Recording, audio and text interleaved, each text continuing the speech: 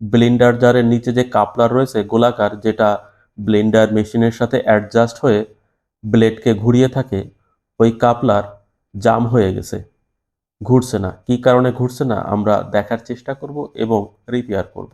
Blade জাম হয়ে রয়েছে, ঘুরছে না। তো প্রথমেই আমরা ব্লেড অথবা কাপলার খুলে নেব। এই কাপলার বা ব্লেড উল্টা থ্রেডে টাইট করা হয়, অর্থাৎ যেদিকে ঘুরালে টাইট হবে ওই দিকে ঘুরালে লুজ হবে। এটাই মূলত রিভার্স থ্রেড বা উল্টা থ্রেড।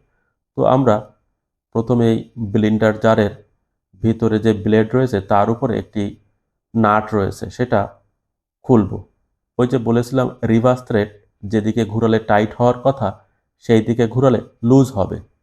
দেখেন সেই দিকেই ঘুরাচ্ছে এবং লুজ হচ্ছে। এই যে খুলে গেছে, এই যে নাট খুলে গেছে, ব্লেড খুলে নিয়েছি।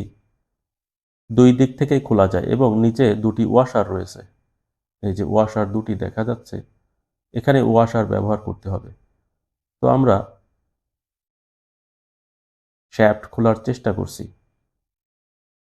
দেখেন যেদিকে ঘোরালে টাইট হওয়ার কথা সেই দিকে ঘোরালেই লুজ হচ্ছে। আমরা কাপলার খুলে নিচ্ছি। তো এই দিক থেকে একটু প্রেসার দিতে হবে, তাহলেই মূলত খুলে যাবে। কাপলার খোলার চেষ্টা করছি, কিন্তু কাপলার খুলছে না। তো শ্যাফট উপরের দিক থেকে আস্তে আস্তে প্রেসার দিতে হবে। এই যে আস্তে আস্তে প্রেসার দিয়ে নিচের দিকে আমরা ঢুকিয়ে দিচ্ছি। দেখেন ঢুকে গেছে। বুশের মাঝখানে শ্যাফট জাম নেই, শ্যাফট ঘুরছে, কিন্তু কি কারণে কাপলার জাম হয়ে গিয়েছিল এবার আপনারা লক্ষ্য করে দেখুন। কাপলার সকেটের সাথে, যেটা মূলত এই জারের বেজ সেটাকে সকেট বলে, সকেটের সাথে গোলে লেগে গিয়েছিল। তো এখানে একটি ওয়াশার ছিল পাতলা, যে কারণে কাপলার সকেটের সাথে ঘর্ষণ হয়ে গলে গিয়েছিল এবং প্লাস্টিকের সাথে লেগে গিয়েছিল। এই জারের যে সকেট রয়েছে সেটা প্লাস্টিকের, ভালো মানের প্লাস্টিক। তো তার সাথে কাপলার যেহেতু প্লাস্টিক, ঘর্ষণের ফলে গরম হয়ে যায় এবং গলে লেগে যায়। তো একটি ওয়াশার যদি মাঝখানে থাকতো, পুরো ওয়াশার মোটা, তাহলে মূলত এই ধরনের সমস্যা হতো না। দেখেন আমরা শ্যাফট খুলে নিয়েছি। শ্যাফটের উপরের দিকে চার কোনা গ্রুপ থাকে, ওই গ্রুপের সাথে ব্লেন্ডার জারের যে ব্লেড সেটা আটকানো থাকে, যাতে ব্লেড স্লিপ না করে। এই যে ব্লেডের মাঝখানেও চার কোনা গ্রুপ কাটা রয়েছে, এই যে চার কোনা, এই গ্রুপের সাথে এইভাবে আটকানো থাকে, ঠিক এইভাবে। এবং নিচের দিকে গোলাকার, যে সাইডে কাপলার টাইট হয়। তো প্রথমেই আমরা কাপলার শ্যাফটের সাথে ফিটিং করে নিচ্ছি ঘুরিয়ে। দেখেন যেই দিকে ঘুরালে লুজ হওয়ার কথা সেই দিকে ঘুরালে টাইট হয়ে যাচ্ছে।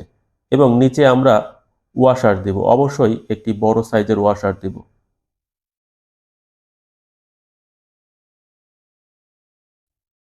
তো এই যে এই ধরনের ওয়াশার, ব্লেন্ডার জারের সাথে যে ওয়াশার থাকে সেই ওয়াশার মূলত মার্কেটে কিনতে পাওয়া যায় 2 টাকা পিস।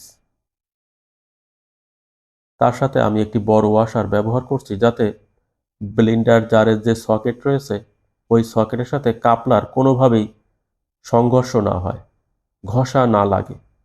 দেখেন ওই যে ফাঁকা রয়েছে, এখন কোনোভাবেই সকেটের সাথে কাপলার ঘর্ষণ হবে না, এতটুকু ফাঁকা থাকলেই হবে। তো কি কারণে কাপলারের উপরে অবশ্যই ওয়াশার ছিল, সেই ওয়াশার পাতলা হয়ে গিয়েছিল অথবা ভেঙে গিয়েছিল। একটা ওয়াশার আমি পেয়েছি খুবই পাতলা।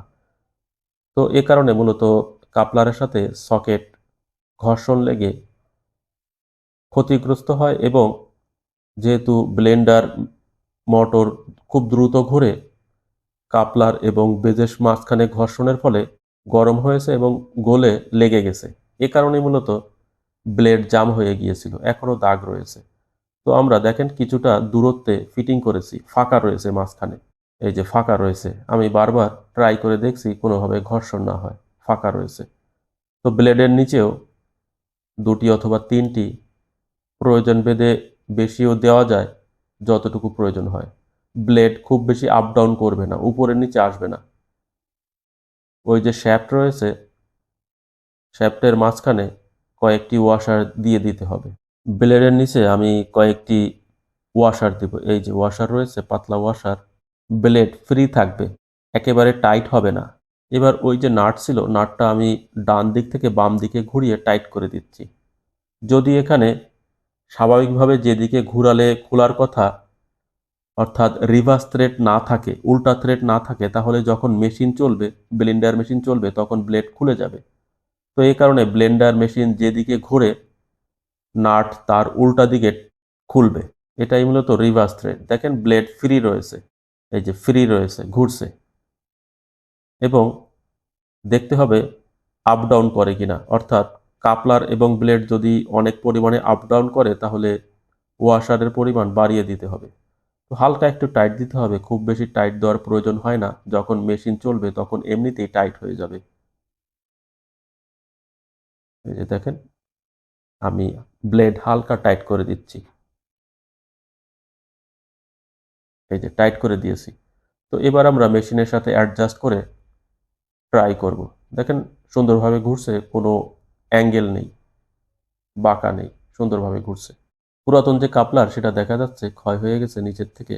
এবং এই যে গ্রুপ দেখছেন, সকেটের সাথে দুটি গ্রুপ থাকে, ব্লেন্ডার মেশিনের সাথেও দুই সাইডে দুটি গ্রুপ থাকে। আমি আপনাদের দেখাচ্ছি। এখানে ঢুকিয়ে জার ঘুরাতে হবে, তাহলে লক হয়ে যাবে। তো লক করে ব্লেন্ডার চালাতে হবে, অবশ্যই লক করে চালাতে হবে। দেখেন আমি চালিয়েছি, ব্লেন্ডার জারের ব্লেড সঠিকভাবে ঘুরছে।